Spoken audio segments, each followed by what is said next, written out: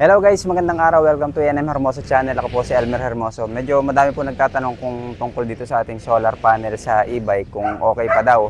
At saka marami nagtatanong kung maingay po yung aso. Kung marami po nagtatanong kung gumagana pa raw po ng maayos at saka kung pwede raw po magkasabay yung charging ng ating pong solar panel at saka po ng ating outlet sa outlet natin. So ipakita ko po sa inyo. Dito po mga kaibigan, ito po yung ating lead acid battery yan. Hindi po tayo diyan naka-select ngayon.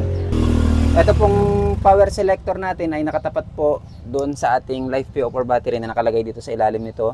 At yun po ay naka-charge din dito sa ating charger, AC charger. Ayan, naka-charge po yan. Nakita niyo po kulay red. Ayan, nakasaksak po ano. Ayan. Tapos po kasabay po niyan, naka-charge din po siya dito sa ating solar. Medyo nagmamadali po kasi kami ngayon kasi may pupuntahan.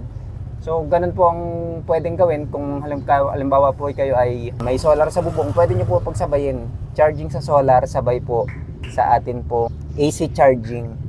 So, ngayon po ay tayo ay 67.2 volts at pag nag 72 volts po yan, full charge na.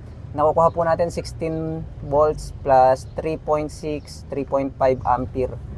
So, yun po, i-multiply lang po yung 16 times 3.5, yun po yung total wattage na nanggagaling po sa ating solar panel. So, yan, medyo nagmamadali kasi, kaya yan po ay pinagsabay namin ng charging ngayon. At pwede naman sa mga nagtatanong at sa mga hindi pa po nakakaalam. So, ayan, ini-update ko lang itong ating solar panel sa ating e-bike na gumagana pa rin after 2 years na inilagay po natin. So, ito po yung ating solar panel na flexible solar panel. Hindi lang siya makintab kasi hindi siya glass eh. Ano siya, parang basta hindi siya makintab. Hindi siya kagaya ng mga glass na solar panel. Pero okay naman. Nakakuha ko ng 130 watts dyan sa pag-peak niya. Nasa 130 watts. Ito po yung 150 watts lang. Sa isang araw, ibablog ko po uli yung